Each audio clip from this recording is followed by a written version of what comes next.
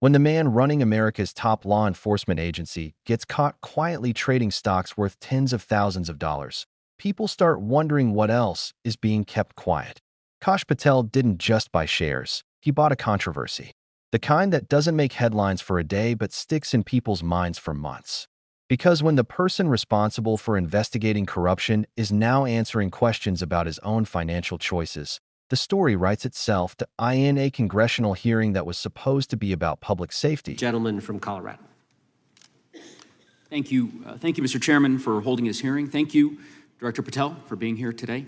I have a couple of questions regarding a terrible shooting that occurred in Colorado, a state, as you may know, that I represent. You've testified previously about, I think, what you would describe as your efforts to provide more information regarding the investigation with respect to the horrific assassination of Mr. Kirk. And so, in that same vein, I'm hoping you can provide this committee and my constituents in Colorado with some clarity. Absolutely. I think, as my colleagues know, in Evergreen, Colorado, Jefferson County, a county that I proudly represent, at Evergreen High School, a shooter ultimately injured. 2 students were praying for their swift recovery.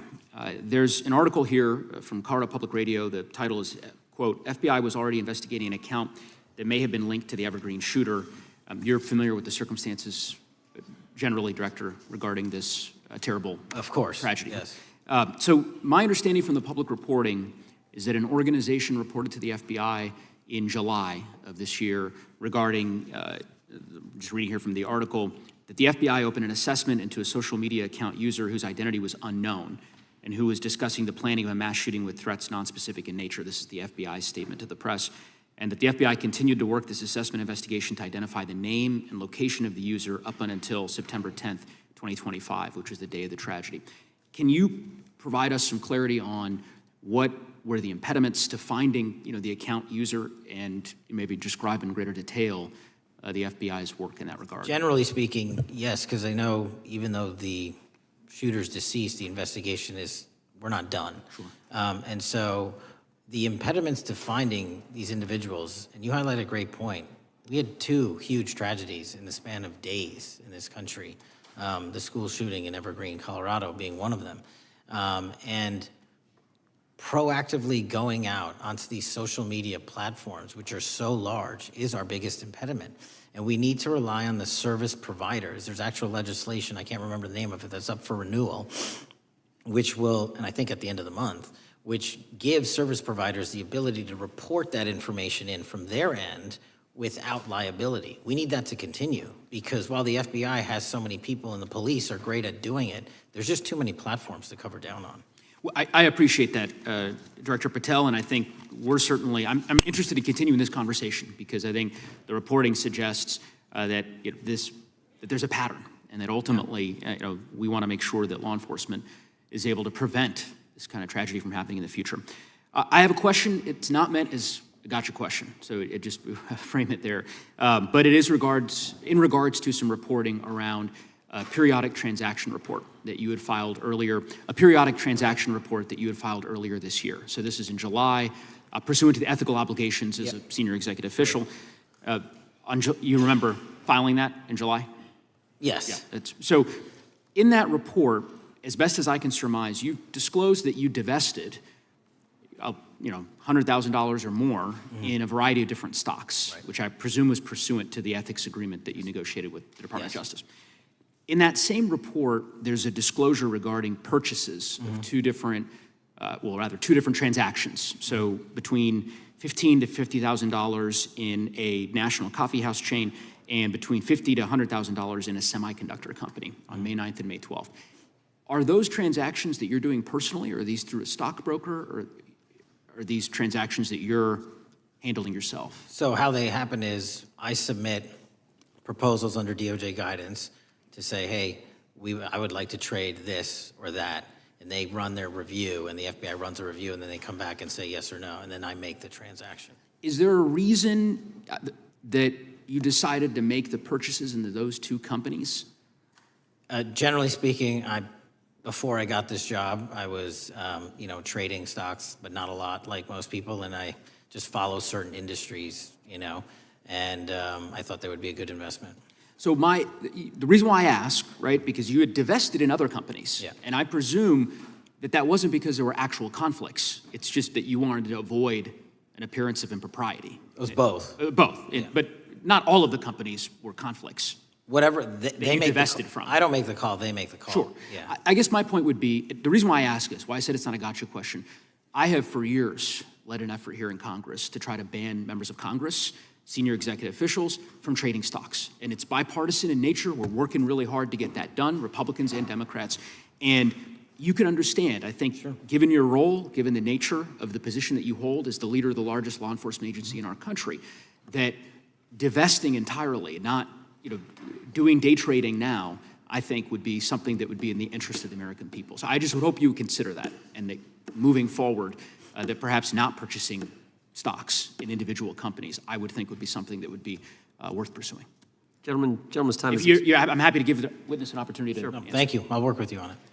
Gentleman from Representative Joe Negus turned the spotlight directly on Patel, and the entire room froze. What started as a discussion about a horrific school shooting in Colorado suddenly turned into something much bigger, a question of trust, integrity, and whether the FBI's own director had blurred the line between public duty and private gain. Negus began with heartbreak. A shooting at Evergreen High School, 2 students injured, a community shattered.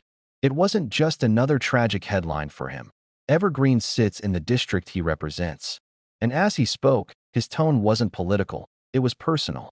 The FBI, he reminded Patel, had already opened an investigation months before the attack, tied to an online account where someone was literally discussing the planning of a mass shooting. That investigation, he said, continued all the way up to the very day of the tragedy. Patel nodded, trying to explain. Social media platforms are massive, he said. The Bureau has to rely on service providers, on laws that allow companies to share data without liability. But Negus wasn't satisfied. He wasn't just questioning the process. He was questioning the focus. Because for families in Colorado, that single question mattered more than any technical explanation. How could the Bureau have been tracking a possible threat and still missed the warning signs before blood was spilled? And then came the pivot, the moment that turned the hearing upside down. Negus asked Patel about his periodic transaction report. Suddenly, this wasn't about bullets and tragedy. It was about money. Patel, under oath, confirmed that earlier in the year, he'd sold off more than $100,000 in various stocks, standard procedure under his ethics agreement with the Department of Justice. But then Negus read the next line. Patel had also bought up to $100,000 worth of shares in a semiconductor company and tens of thousands in a national coffee chain. Within days of each other, the air shifted. Even Patel's confident posture seemed to falter for a moment. Negus wasn't accusing him of breaking any laws, at least not yet. Instead, he calmly asked, "Are those trades you made personally or through a broker?"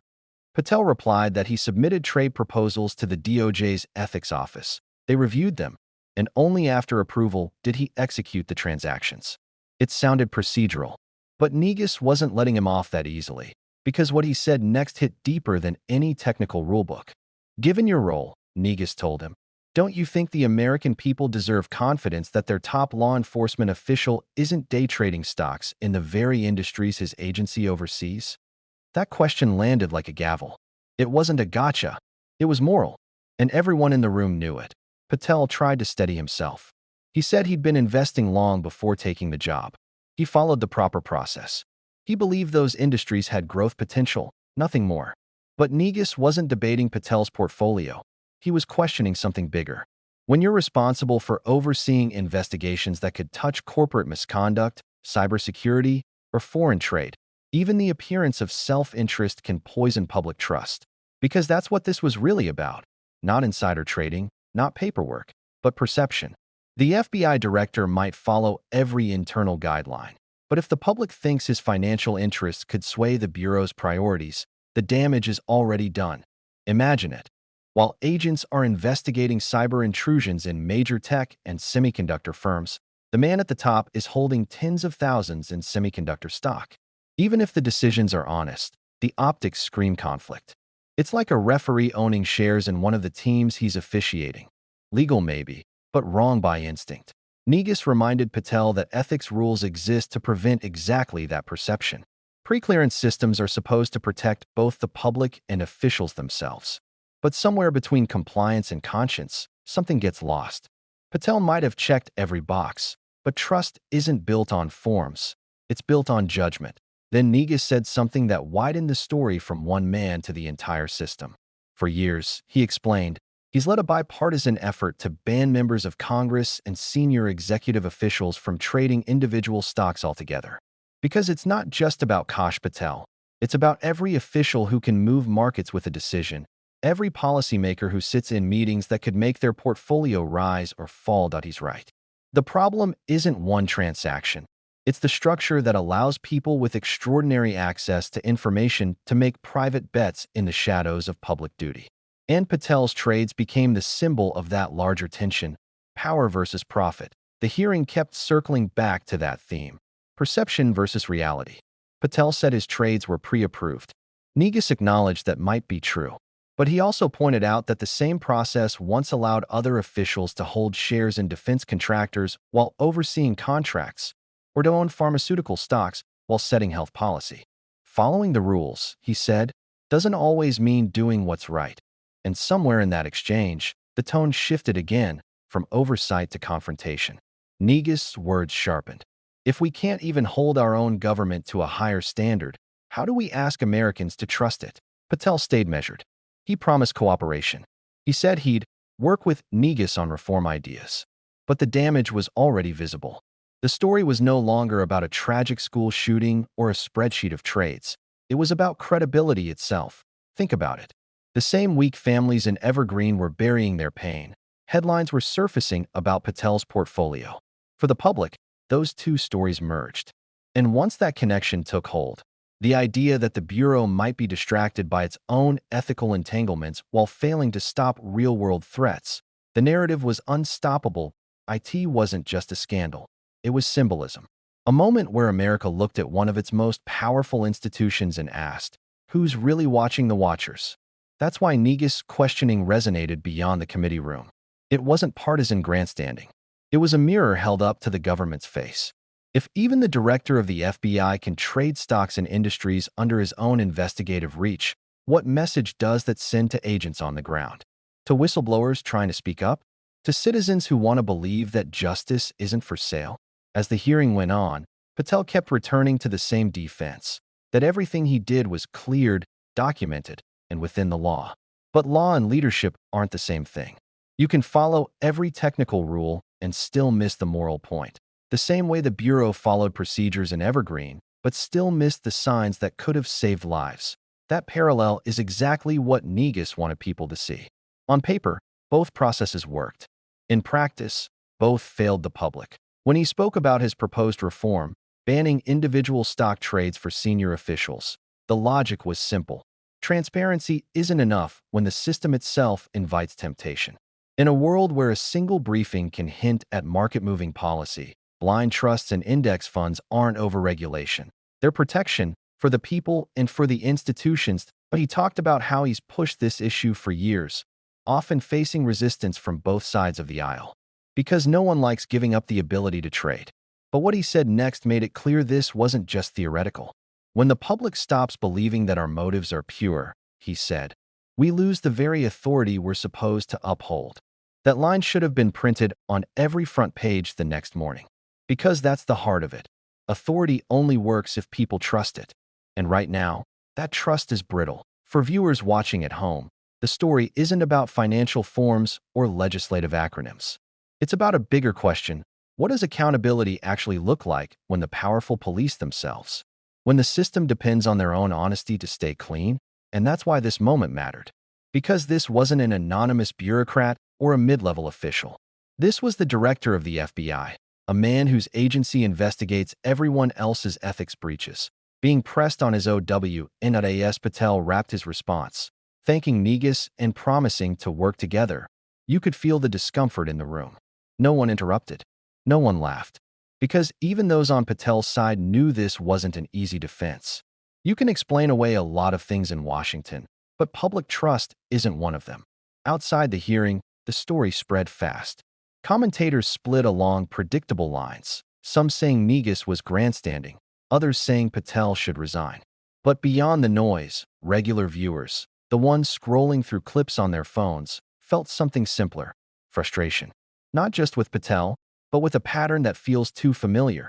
They see politicians and officials making private trades while preaching public service. They see agencies missing warnings while asking for more funding. And they see hearings like this one and wonder if anything ever really changes. But this time, something about Negus' tone cut through. Maybe because he didn't shout. Maybe because he didn't accuse Patel of crimes. He simply asked the kind of question that any ordinary citizen would ask if they were sitting across from the man in charge of the FBI. Why are you still buying stocks? That simplicity made it powerful. The clip has already been shared millions of times online, not because of drama, but because it exposed a quiet truth about power, that even in the highest offices, temptation doesn't disappear. It just wears a better suit, and maybe that's what makes this story so captivating. It's not about whether Patel's trades were technically illegal. It's about what it means when someone with that much influence forgets how things look, when judgment becomes optional. Because while Patel was explaining that his trades were pre-cleared, families in Evergreen were still asking how an investigation that began months earlier failed to stop a shooter. Two stories. One theme: accountability. Negus didn't connect them by accident. He did it to make a point. When leadership loses focus, real people pay the price. Whether it's in a stock report or a missed red flag, both are failures of attention, and both erode trust. As the hearing ended, Patel's voice softened. He said he appreciated the question, that he'd consider divesting further. It sounded conciliatory, but behind the politeness was the acknowledgement that this issue isn't going away. Because the next time the Bureau is accused of bias, or the next tragedy happens under its watch, people will remember this hearing, and they'll ask if the director's priorities were divided. And that's the lasting damage of moments like these. They don't just bruise reputations, they weaken institutions. What this hearing showed, more than anything, is how fragile credibility has become. Once, the phrase, "trust the FBI," carried weight. Now, every revelation, every disclosure, every poorly timed trade chips away at that authority. And when trust breaks, it doesn't snap loudly. It erodes quietly, until one day, it's gone. That's why this exchange between Negus and Patel mattered so much. It wasn't about catching someone red-handed. It was about showing how easily integrity can be questioned when judgment slips, even slightly.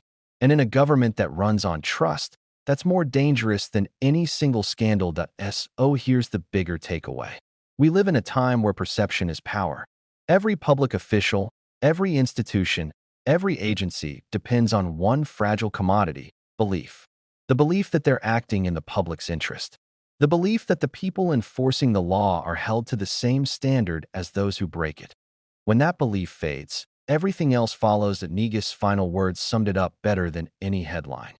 Would you be comfortable if the person protecting your community was betting on the companies their agency can influence? It's the kind of question that doesn't need an answer, because everyone already knows it. And maybe that's the real impact of this story. Not a resignation, not a scandal, but a reminder that integrity isn't about rules, it's about restraint. About knowing when doing something legal can still be wrong. Patel's trades might pass every ethics test on paper, but the public test? That one's still open. And for an agency built on the idea of justice, that's a test it can't afford to fail.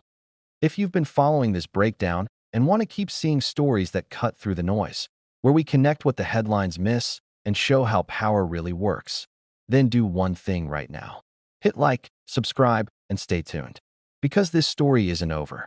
More disclosures are coming, more hearings are scheduled, and the line between legal and ethical just got a lot blurrier. Stay curious, stay skeptical, and remember, transparency only matters if we pay attention.